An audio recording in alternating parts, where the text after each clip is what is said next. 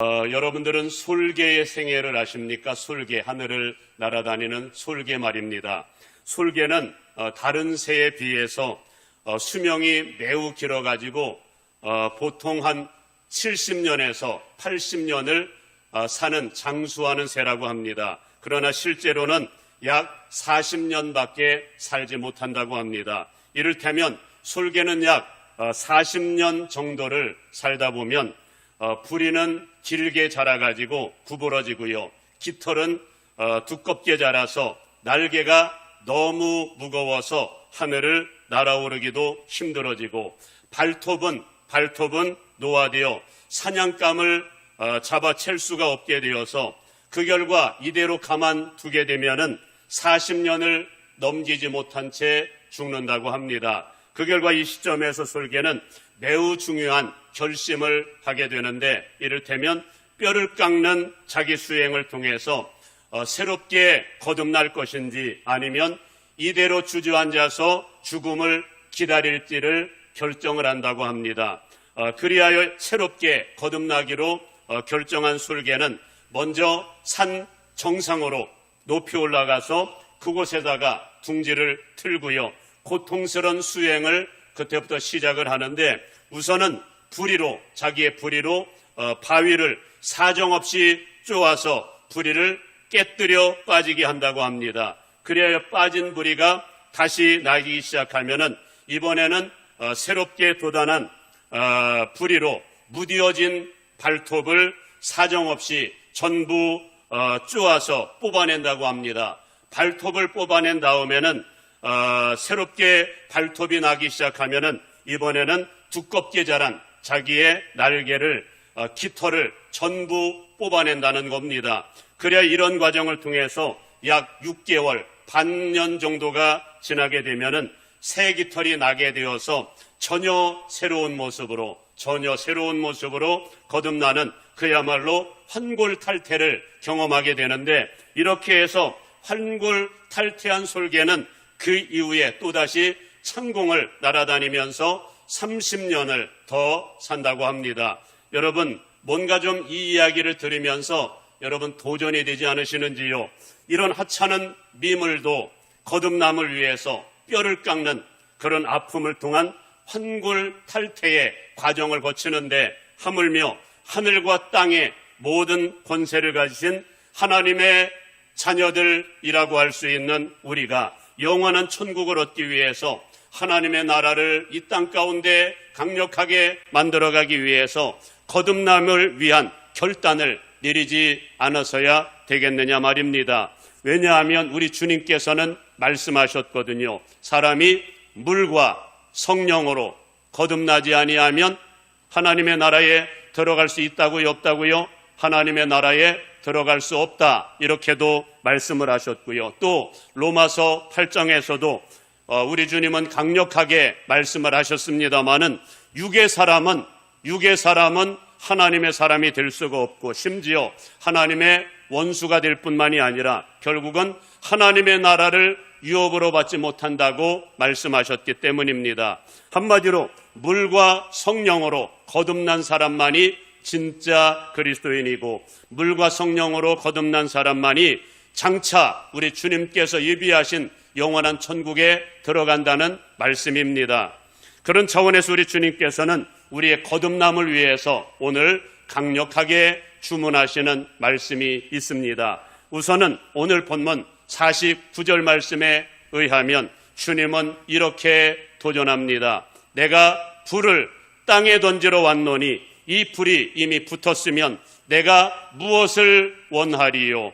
비록 짤막한 말씀이지만 이 짤막한 말씀 안에 우리 주님의 마음이 전부 담겨져 있는 것 같습니다. 어쩌면 우리 주님의 가장 큰 소원이 있다면 이 땅의 모든 그리스도인들이 성령의 불을 받는 겁니다. 이 성령의 불만 붙어 있으면 우리 주님은 더 이상 바랄 것이 없다, 이렇게 말씀하실 정도입니다. 왜냐하면 이 성령의 불만 붙어 있으면 예수님께서 그토록 말씀하시는 거듭남을 통한 천국의 비밀도, 말씀대로 사는 능력도, 심지어 주님의 마음을 품은 주님의 제자들로도 한 방에 거듭날 수 있기 때문입니다. 그런데 예수님께서 이 땅에 오셔서 말씀을 전할 당시 아직 그들 가운데 성령의 불이 없다 보니까 예수님께서도 말씀을 전하시면서 너무나도 힘들고 고통스러워 하셨던 우리 주님의 모습을 발견합니다. 이를테면 한 번은 예수님께서 노방에서 복음을 전하시는데 아무런 반응이 없는 무리들을 바라보면서 그런 말씀을 하십니다. 이 세대를 무엇으로 비유를 할까? 마치 장터에서 흥을 돋구기 위해서 아이들이 피리를 불어도 춤을 추지 않고 곡하여도 울지 않는 사람들처럼 예수님께서 사역할 당시에 사람들의 영적인 상태가 그렇다는 겁니다. 그 결과 세례 요한은 회개의 복음을 전하는 자로 와서 슬피 울면서 애통하는 마음으로 회개의 복음을 전했더니 귀신이 들렸다고 반응을 하더니 인자는 천국 복음을 증거하는 자로 잔치하는 자로 이 땅에 와서 죄인들의 친구가 되어 먹고 마셨더니 먹기를 탐하는 자요 죄인과 세리들의 친구로다 하면서 조롱하며 배척하더라는 말씀입니다. 심지어 여러분 요한복음 6장의 말씀에 의하면 예수님께서는 사역의 현장에서 너무도 안타까운 마음을 갖고 그들의 영혼을 터치하시면서 육을 위해서 살지 말고 영을 위해서 살아라. 육체의 정욕을 위해서 살지 말고 영생하는 양식을 위해서 살아라 하시면서 장시간에 걸쳐서 영혼을 터치하면서 천국 복음을 증거했더니 어떤 일이 벌어졌을까요? 이 말씀은 정말 듣기 어렵도다 하면서 대부분의 사람들이 예수님을 떠나갔다고 말씀을 합니다. 그때 예수님께서 12제자들에게 너희들도 떠나려느냐 그렇게 물으셨더니 시몬 베드로가 대답합니다. 영생의 말씀이 있는데 우리가 어디로 가오리이까? 여러분 정말 예수님의 사역의 현장이라고 해서 늘 모든 사람들이 다 예수 믿고 거듭난 그런 역사가 일어난 것은 아니었다는 겁니다.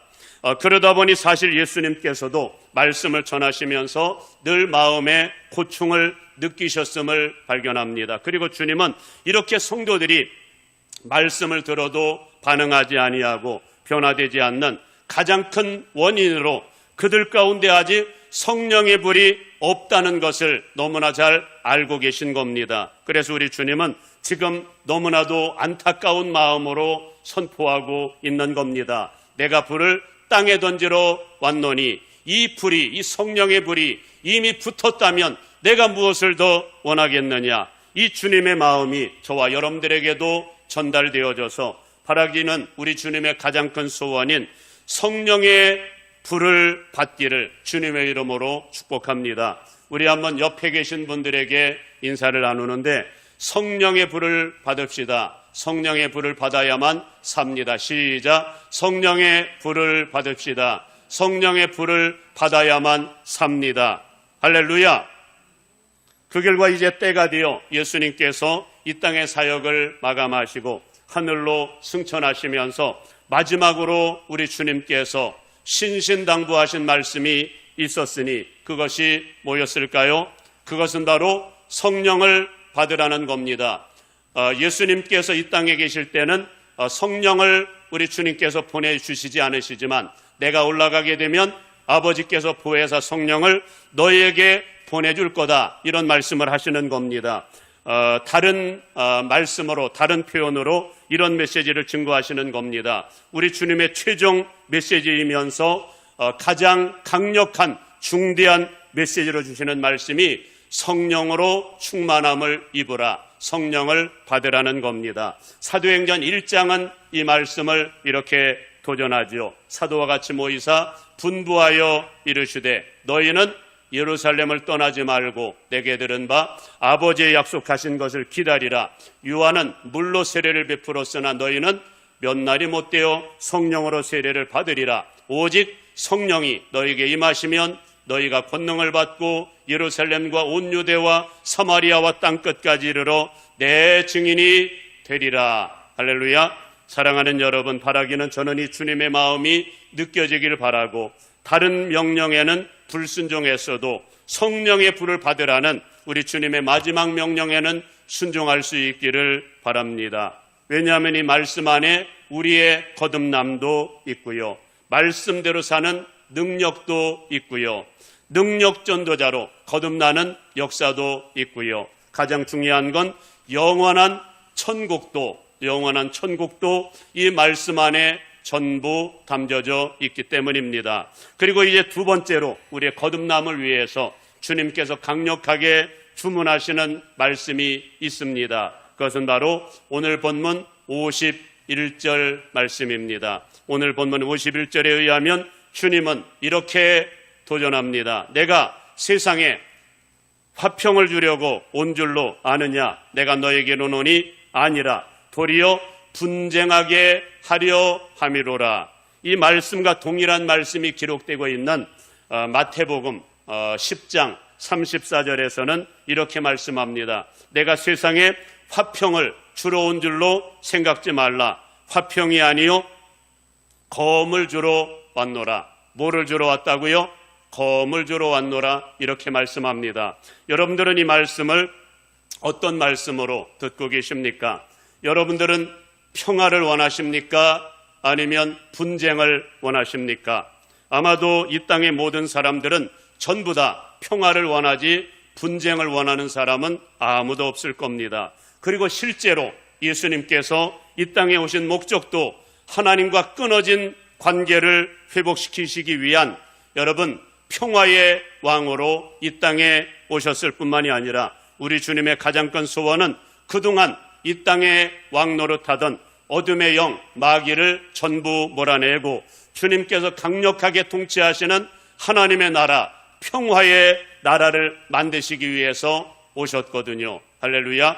그렇다면 어떤 이유에서 오늘 본문에 들어와서는 평화가 아닌, 화평이 아닌 검을 주러 왔다고 하시면서 오히려 정반대의 말씀을 하고 계시는 것일까요?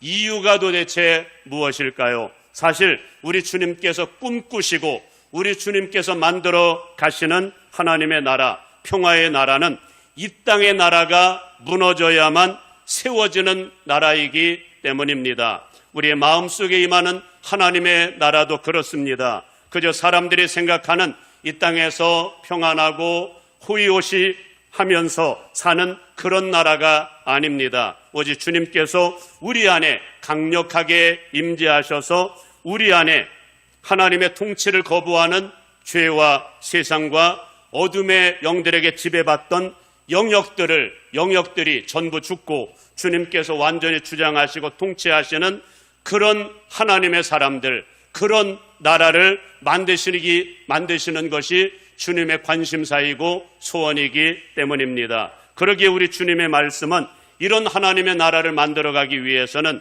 반드시 우리 안에 거룩한 분쟁이 일어나야만 한다는 겁니다. 1차적으로는 이 거룩한 분쟁이 우리 안에서 시작되기를 원하시고요. 그 다음에는 우리의 가정 가운데 시작되기를 원하시고요. 그 다음에는 우리가 섬기는 오늘날 우리 교회 공동체 안에서 시작되기를 원하신다는 겁니다. 그래서 오늘 말씀에 의하면 우리 주님은 이런 무시무시한 그런 말씀을 하시는 겁니다. 내가 온 것은 아버지와 아들이, 아들과 또 아버지가, 어머니와 딸이 어머니와 또 시어머니가 며느리와 며느리가 시어머니가 이런 문제를 놓고 분쟁하도록 하기 위해서 오셨다. 이런 말씀을 하시는 겁니다.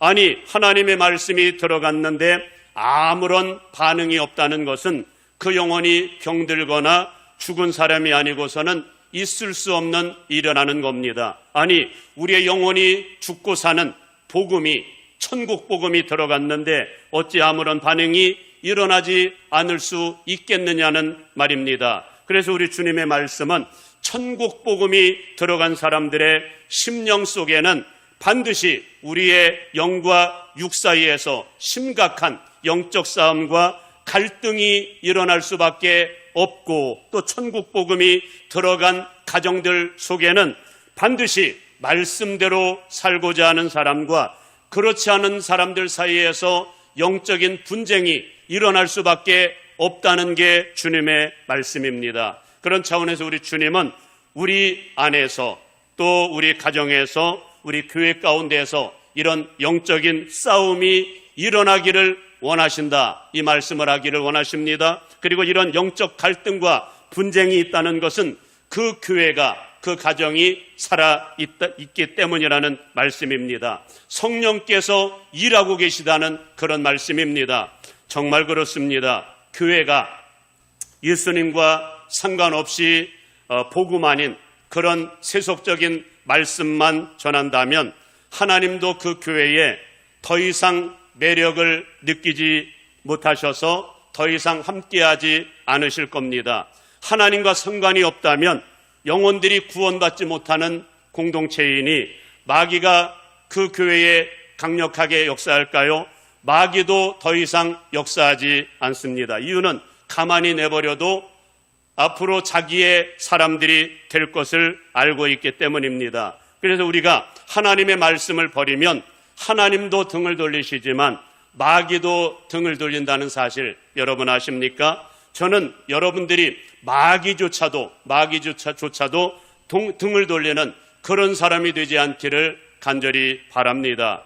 그런 차원에서 천국 복음을 들은 사람들은 구원받은 이후에 천국 가는 그날까지 영적 싸움을 시작을 해야 하는데, 오늘 주님께서 주시는 말씀은 내가 너희에게 불을 던지러 왔다라고 하는 말씀과 함께 또 하나는 내가 너희에게 검을 주러 왔다, 이 말씀도 전하시기를 원하십니다. 그렇다면 우리 주님께서 말씀하시는 이 검이 도대체 무엇일까요? 우리가 지난번에 에베소서 6장의 말씀을 묵상하면서 하나님의 전신갑주에 대한 말씀을 나눈 바 있습니다마는 그때 하나님의 전신갑주가 무엇인가에 대한 말씀을 나누었고요. 하나님의 전신갑주로 무장하게 되면 나타나는 6가지 역할들에 대하여 6가지 능력에 대한 말씀들을 나눈 바 있습니다. 그렇다면 하나님의 전신갑주가 도대체 무엇일까요? 무엇으로 들으셨습니까? 하나님의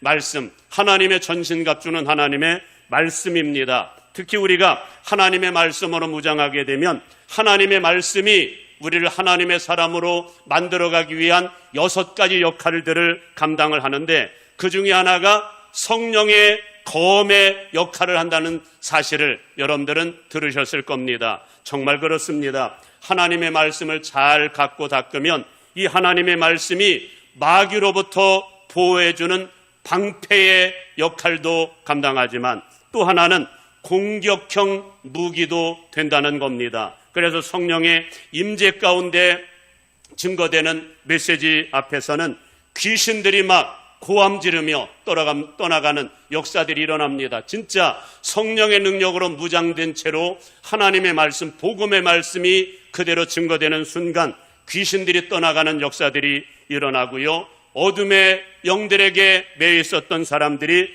풀려나서 결신하며 어찌할꼬 회개하며 돌아오는 역사들이 일어난다는 겁니다. 한마디로 여기서 말씀하는 우리 주님께서 검을 주러 왔다고 하실 때 여기서 말씀하는 검은 뭐라고요? 하나님의 말씀이라는 것이지요.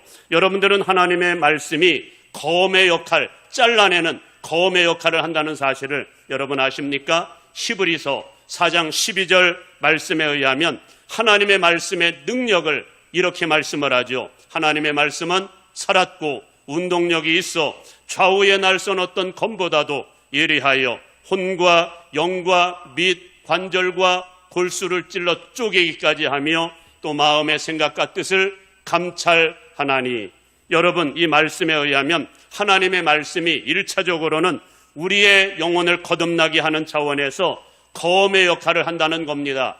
우리의 영혼이 거듭나는 것이 우리 주님의 가장 큰 관심사이기 때문입니다. 사실 이 세상에서 가장 변화시키기 어려운 가장 무시무시한 적이 누구일까요? 누구라고 생각합니까? 사실은 나 자신입니다. 인정하십니까? 가장 변화시키기 어려운 게 나 자신입니다. 이유는 우리 안에는 하나님이 기뻐하지 않는 갈라디아서 5장에서 말씀하고 있는 온갖 육적인 것들이 가득하거든요. 이를테면 우리 안에는 온갖 세상에 대한 욕심과 정욕들도 가득하고요. 다른 사람들을 죽이기 위한, 다른 사람들을 죽이는 시기, 질투, 살인, 분노로도 가득하고요. 하나님이 가장 가증히 여기시는 음행, 우상, 숭배로도 가득하고요. 또 공동체 안에서 하나님의 나라를 깨뜨리는 온갖 분열, 이단, 당짓는 것, 투기, 이런 것들이 우리 안에, 우리의 마음 가운데 가득하거든요. 그래서 바울 사도는 고린도후서 10장에서 말씀하기를 우리 안에는 그 누구도 무너뜨리지 못하는 강력한 진이 있다고 말씀합니다. 뭐가 있다고 말씀합니까? 강력한 진, 그 누구도 무너뜨리지 못하는 강력한 진이 있다고 말씀합니다. 이것은 다른 표현으로는 마귀가 우리 안에 들어와서 그 누구도 무너뜨릴 수 없는 강력한 진을 만들었다는 말씀이기도 합니다. 그러니 이것은 육신적인 방법과 또 힘으로는 무너뜨릴 수 있는 것이 아니다. 주님은 말씀합니다. 오직 무엇으로만 무너뜨릴 수 있다고 말씀을 할까요? 오직 하나님의 강력한 무기인 하나님의 말씀으로만, 그것도 성령의 임재와 역사 가운데 선포되는 하나님의 말씀으로만 무너뜨릴 수 있다는 말씀입니다. 그런 차원에서 어찌 주님께서 그토록 우리에게 성령의 불을 받으라고 하시는지, 어찌 하나님의 말씀과 성령의 검으로 싸우라고 하시는지 이해하시겠지요.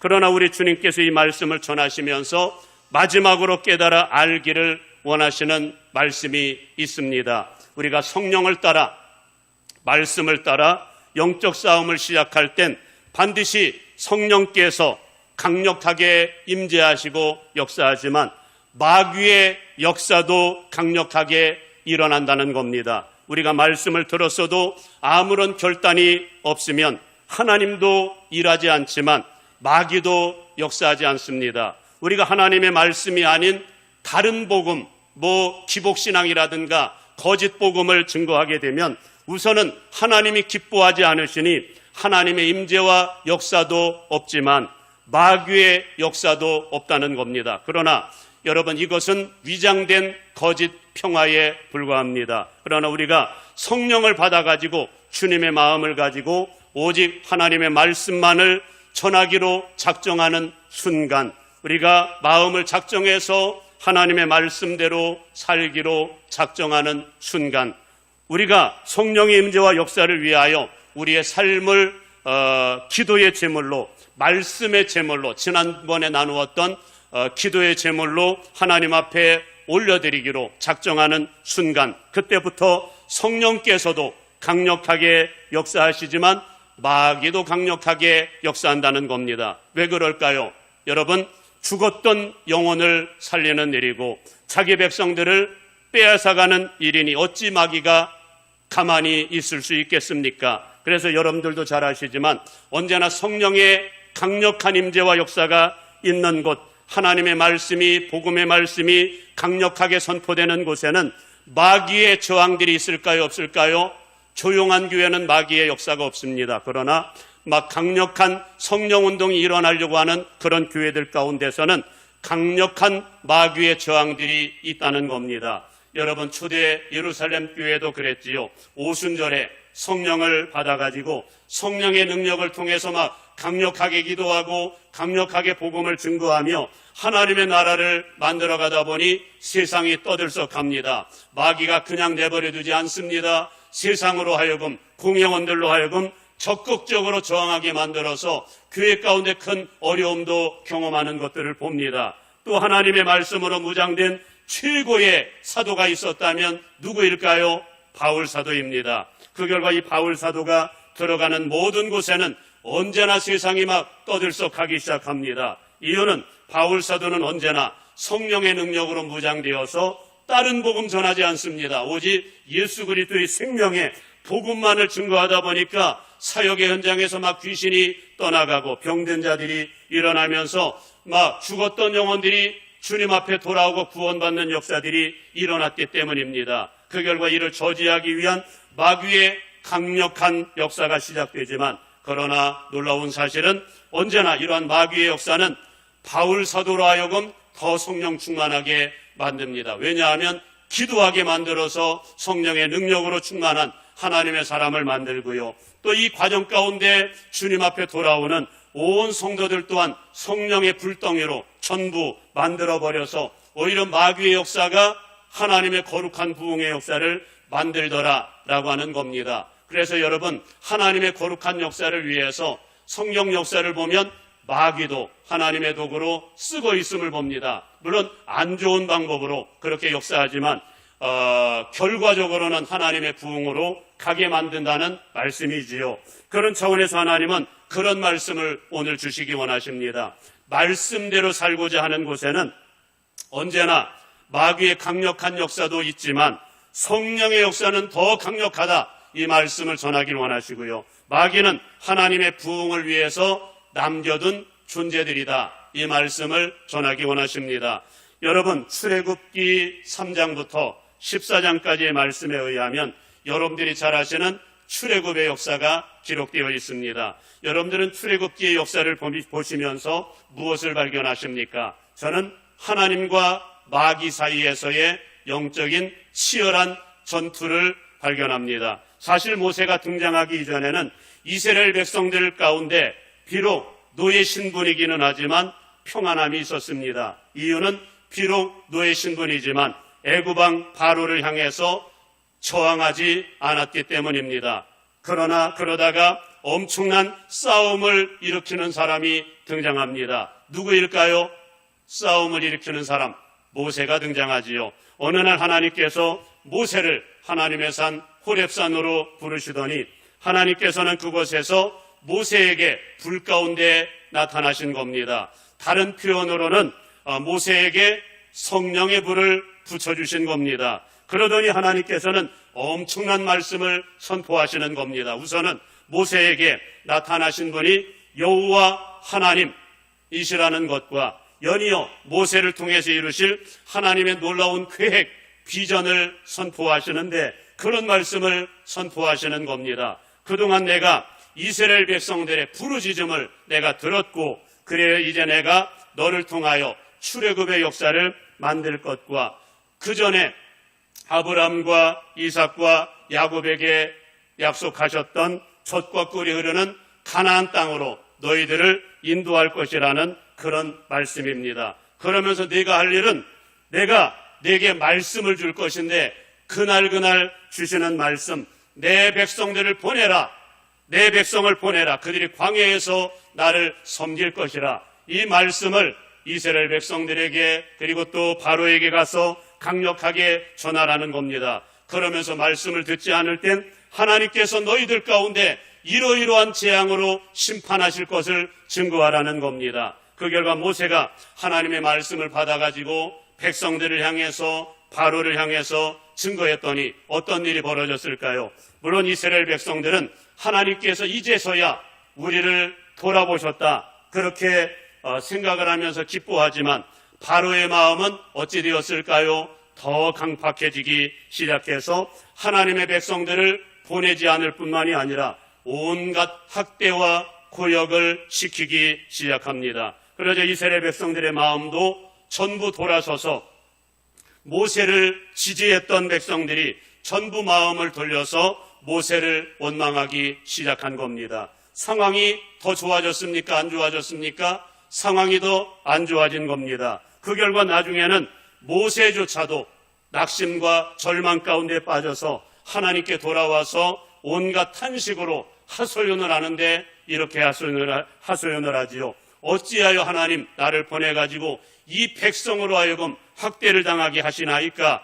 내가 하나님의 말씀을 전한 이후부터 바로가 더 강팍해져서 하나님의 백성들을 보내지 않을 뿐만이 아니라 학대는 더 심각해져서 이제는 백성들조차도 내 말을 듣지 아니하나이다. 그때 하나님께서 주신 말씀이 뭔지 아십니까? 아니야 모세야, 지금 네가 눈으로 보지 못해서 그렇지 내가 하나님의 말씀을 전한 이후부터, 강력한 하나님의 말씀을 전한 이후부터 하나님께서 강력하게 일하고 있단다. 이제 곧 하나님께서 강한 손을 드러내어 애굽 땅과 바로를 심판하실 것과 이제 곧 바로가 내 백성들을 보내는 것을 내가 보게 될 거다. 이게 하나님의 말씀이었습니다. 그 결과 아니나 다를까 처음에는 마귀의 역사만 눈에 들어오다 보니까 절망했던 모세가 이제는 차츰차츰 하나님께서 강한 손길로 10가지 재앙을 통해서 역사하시는